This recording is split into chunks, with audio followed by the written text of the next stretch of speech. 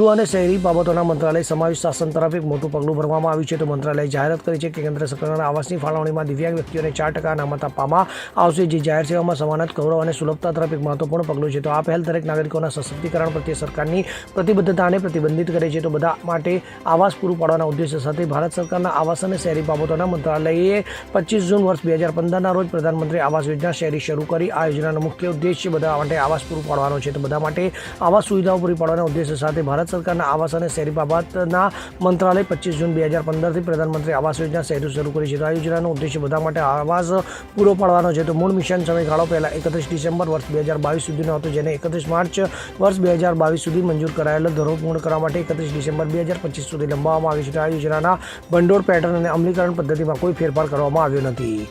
Bureau report, CN24 news.